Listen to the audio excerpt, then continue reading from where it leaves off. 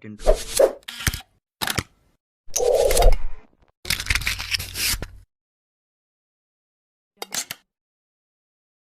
Saya sangat yakin, Anda pasti belum pernah lihat cara ganti baju seperti ini. Berpakaian putih dibakar dengan api. Dan menjadi seperti ini.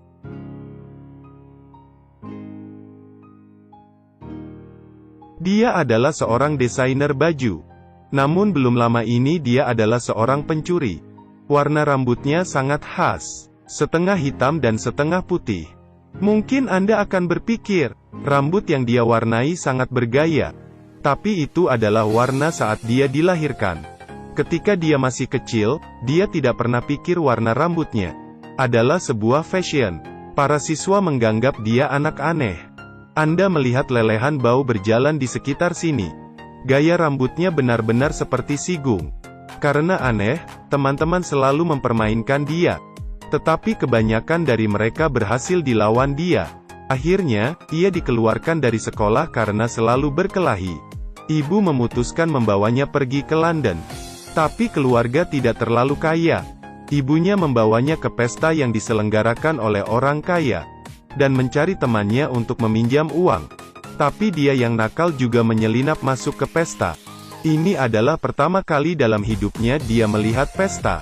Langkah yang indah dan gaun yang cantik membuatnya merasa seperti sudah menemukan mimpinya. Tapi dia ditemukan oleh penjaga keamanan. 3 anjing jahat juga menerkamnya. Dia berlari keluar dari aula pesta dan jatuh ke atas rumput. Tapi anjing jahat malah berlari menuju ibunya.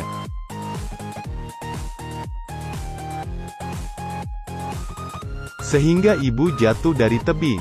Mereka juga dijebak oleh orang kaya sebagai pencuri. Tapi dia berhasil melompat ke sebuah truk. Dan sampai di London. Dia menangis di bawah air mancur. Ibunya sudah meninggal. Sekarang dia menjadi yatim piatu. Ketika dia bangun, dia bertemu 2 anak laki-laki. Dan dari saat itu juga, hidupnya mulai berubah. Perlahan-lahan gadis itu tumbuh dewasa. Bersama dengan kedua anak laki-laki itu. Mereka mulai mencuri barang. Namun dia juga memiliki bakat lain untuk desain baju. Pakaian yang mereka pakai saat beraksi.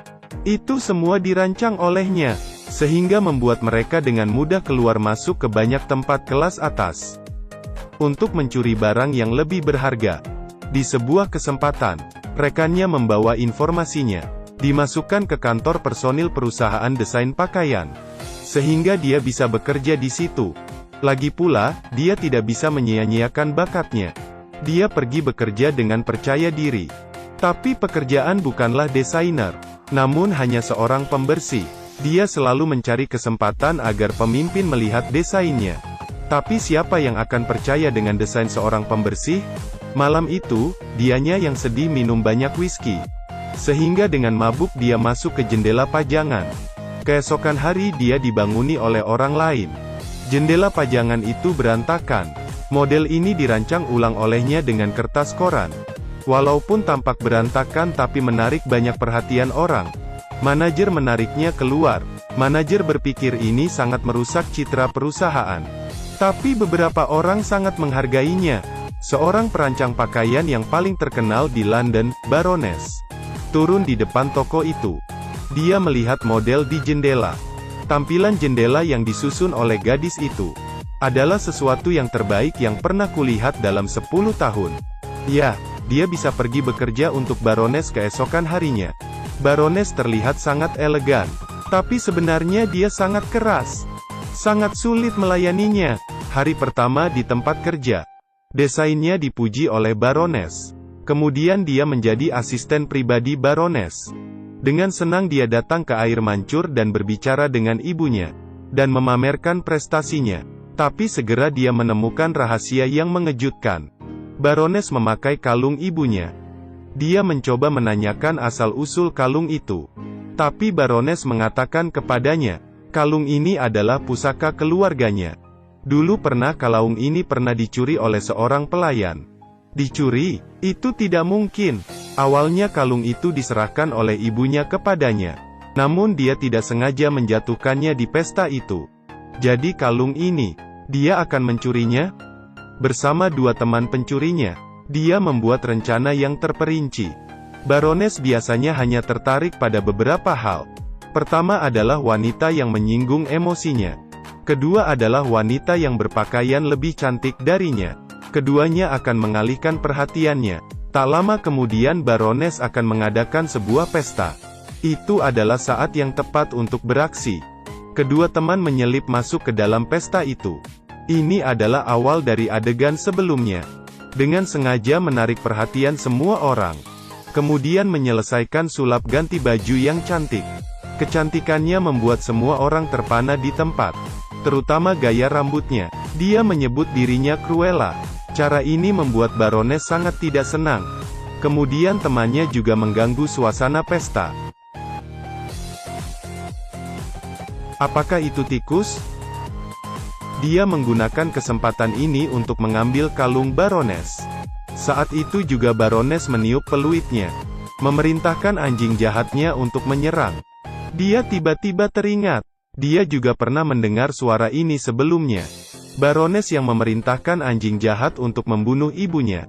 Tapi dalam kekacauan, kalung yang baru saja dicuri ditelan oleh salah satu anjing jahat. Rencananya gagal tapi dia mengetahui sesuatu yang penting. Yaitu kematian ibunya bukan karena dirinya. Baroness adalah pembunuh yang sebenarnya. Pada malam hari, dia terjaga sepanjang malam. Dia terus berpikir bagaimana untuk membalas dendam. Kemudian dia mulai tersenyum. Mungkin rencana sebenarnya adalah identitas barunya, Cruella. Keesokan harinya dia mengubah gaunnya. Mulai dari sekarang, dia akan menjadi mimpi buruk Baroness. Dia mulai memimpin tren baru. Tapi rencana pertamanya adalah untuk mencuri 3 anjing jahat Baroness.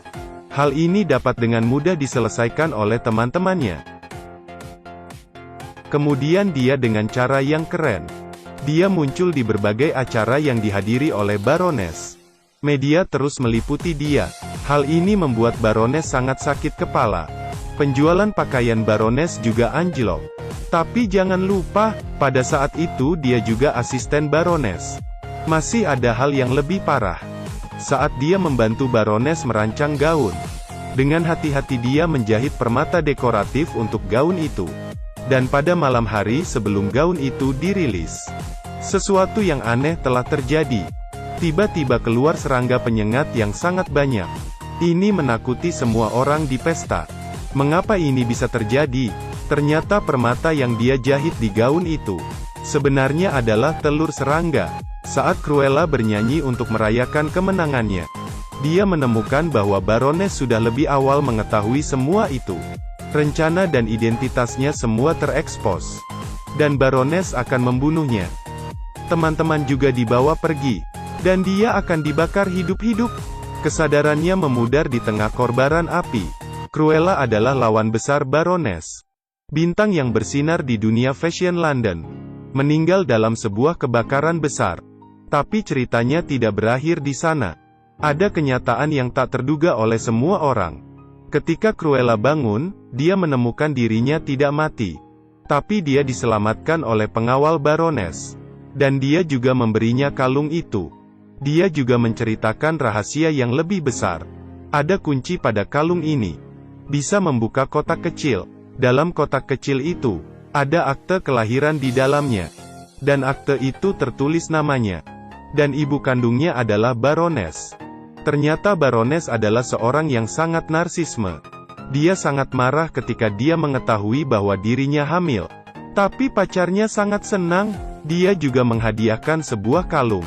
Pada hari Baroness melahirkan anak, dia menyuruh anak buahnya untuk membuang anak itu. Tapi anak buahnya merasa ini sangat kejam. Sehingga dia memberikan bayi itu ke seorang pelayan. Pelayan itu adalah ibu angkat Cruella. Hanya ibu angkat dan penjaga yang tahu tentang hal itu. Baroness membohongi pacarnya, anak yang dia lahirkan sudah meninggal. Sejak saat itu pacarnya jatuh tertimpa tangga. Bisnis keluarganya hancur. Dan Cruella adalah pewaris dari pacar Baroness. Setelah mengetahui berita itu, Cruella tidak bisa menerimanya. Dia tidak bisa menerima bahwa ibu kandungnya adalah setan. Dan ibu yang selalu dicintainya sebenarnya adalah ibu angkatnya. Tapi dia adalah Cruella. Seorang wanita yang ditakdirkan untuk menjadi luar biasa. Jadi balas dendam terus berlanjut. Dia terlebih dahulu menyelamatkan rekannya keluar dari kantor polisi.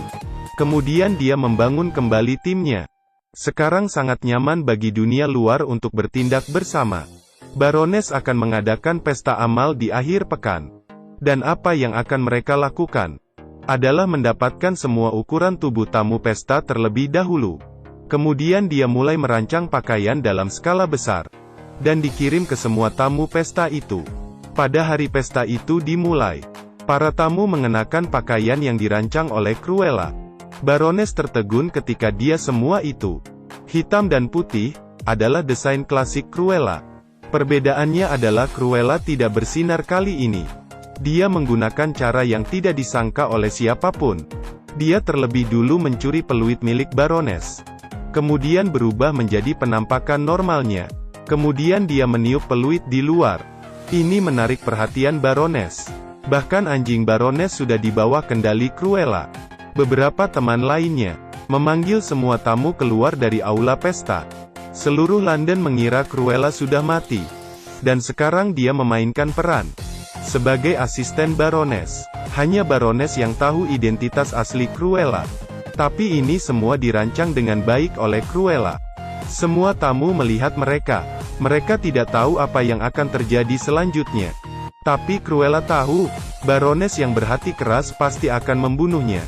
Sama seperti ibunya, dia juga didorong oleh Baroness. Semua ini dilihat oleh semua tamu yang datang ke pesta itu. Tidak peduli bagaimana Baroness membela diri. Dia tidak akan bisa menyingkirkan fakta bahwa dia adalah pembunuh. Tapi apakah Cruella benar-benar mati? Tentu tidak, dia masih hidup. Jangan lupa bahwa dia yang merancang rencana ini. Setelah jatuh dari tebing, dia membuka parasut, gaunnya yang dia desain menjadi jaket pelampung. Baroness mendorong asistennya ke bawah. Jadi dia dibawa pergi oleh polisi atas tuduhan pembunuhan. Dan Cruella yang asli, baru muncul dengan bersinar di depan umum. Ini adalah film baru tahun ini, Cruella. Seluruh film memiliki irama yang ketat. Ada juga beberapa cerita yang berbalik arah. Terutama kostum dalam film. Desainnya benar-benar cukup bagus. Meringkas keseluruhan film ini.